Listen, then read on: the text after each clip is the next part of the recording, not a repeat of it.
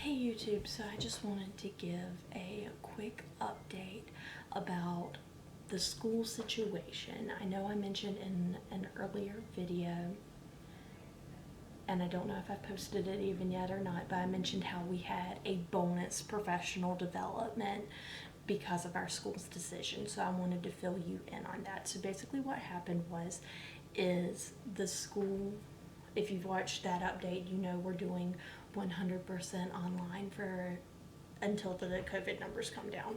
Okay, and we don't know when that will be, except for we we do have the 100% face-to-face option for the parents who've requested it and really needed that kind of thing, but 100% virtual. So once the school made that decision and announcement, they decided to do a bonus professional development with us to make sure we were prepared and knew what we were going in for.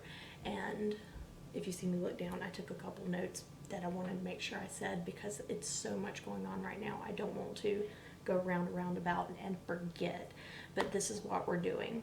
So what we did in this professional development is they kind of set the foundation for what our expectations will be, and they're similar to what we did in the spring, but just more concrete, more universal across all teachers, and making sure we're staying true to our school's values in what we're doing. So we did, and this was on the 10th and 11th. I'm not sure when this video is going up, but the classes or the professional development was on the 10th and the 11th.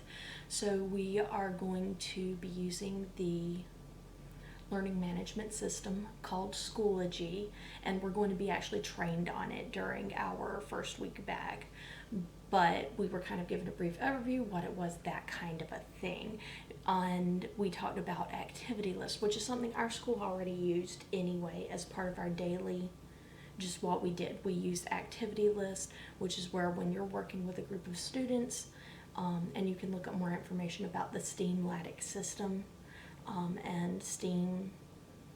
I'll link some resources, that way I don't have to go into it, but it means Learner Active Technology Infused Classroom is what LATIC means. STEAM's a little bit more familiar for STEAM and STEM, but with the LATIC classroom, it's to promote student independence. And while, say, you're working with a small group of students, the other students have a list of things to be doing, right? And I'm sure that's happened in other classrooms before, but this is just a more formalized, printed on paper list, or the digital version with the links in it so they can click and go to the things. And that's what I did during the spring anyway, was a list, and students can click the links and go and do whatever. Okay, so we're just formalizing it that everybody is doing that, whether they were or not before, whether they were doing it in their classroom or not before. That is one of our school's principles. We're formalizing that yes, during digital learning, we're still doing those activity lists, and we're going to be posting them in Schoology. That way everyone, even though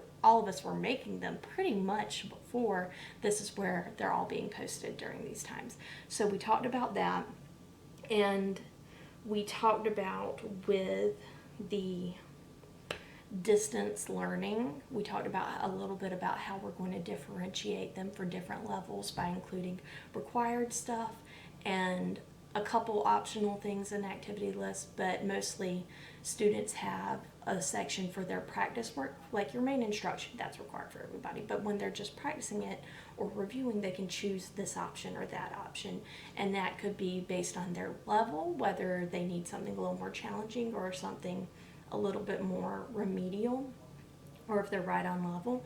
And then we also talked about we can use that section to differentiate also by learning style. So it might be a link to a video, it might be a link to a hands-on activity or something they can do, it might be a link to an article that they read, depending on if they're auditory, visual, kinesthetic, whatever, and they can choose what kind of practice they want to do to best suit their needs. So that's how we're including that in the activity list. But the best part about it for the 10th and the 11th is they gave us time to actually work on our activity list. So we'd done in our previous, what is it called? It wasn't just a professional development, it was a training, but we'd also already worked unit studies. We'd done our first unit study, right? So we'd already gone through our unit and we were ready. And that's what we did when we were working with the KIPP model stuff. If you see some of my other videos, I'll link them below for other summer professional developments. But what we did is we were able to take that first unit study and start working on our first activity list, start outlining our first instructional videos that we need to make, all of that kind of thing. So it was actually really useful because we were working on what we're going to use once school starts in September. So that was good.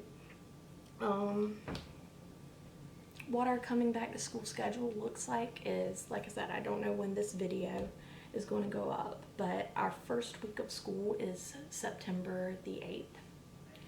We will be starting in school.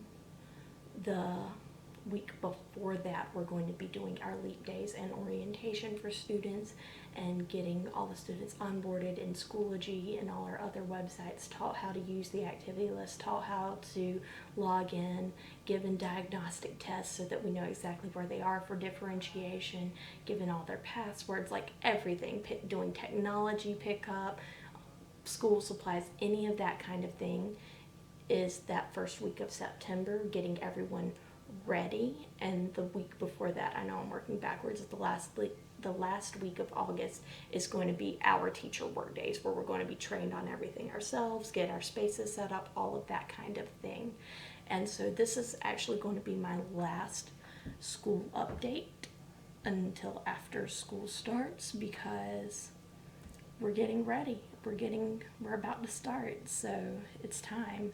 And I don't know when I will start vlogging again. I will probably definitely vlog, but I don't know if I will vlog obviously I won't vlog when there's students in the room, but I don't know if I'll vlog our orientation or not, just because, well, I wouldn't vlog the classes anyway, but you know, that whole week of getting ready and getting my space ready and everything. And I probably won't vlog that, just because I might do an update, I might not, just because I know it's going to be a crazy busy week and I want to be focused on getting ready. I might do an after the fact video, like, here is my space, but maybe not during. That way I can just focus, because I'm just going to be, I shouldn't say just, I mean, I am going to be the reading teacher this year for 3rd, 4th, and 5th grade, and we've all become departmentalized like that, so we can focus on one content, since we know students are going to be all over the place. So because of the way it worked out, I'm not having a homeroom. I'm going to have more of an office space where I can keep my stuff and be dedicated to me. And I might get to film in there some too, but because it is a space carved out of a larger room, I don't want to be vlogging in there and accidentally catch someone else's personal conversation, accidentally film someone who doesn't want to be filmed, any of those kinds of things. And so we will see what happens with that, but when I know, you'll know. If it happens, it will be uploaded. So that is all for now. It is the last school update. I do want to start vlogging again when school starts back, but let me know, what do you want to see? Would you rather see vlogs? Would you rather see my space? Would you rather see how I organize my online learning? What do you want to see? Let me know. And just anything like that. Remember, I do have math videos coming up soon, because I'm really passionate about teaching that, even though I'm the reading teacher this year. So if you have specific content that you want to see for your elementary age students, let me know. I'll be happy to make a video about it. Anyway, so this has been a much longer update. I will probably end up cutting it down, but that's all for now. So remember to like, comment, share, subscribe, ring the bell, do all the things, and so long from the little greenhouse.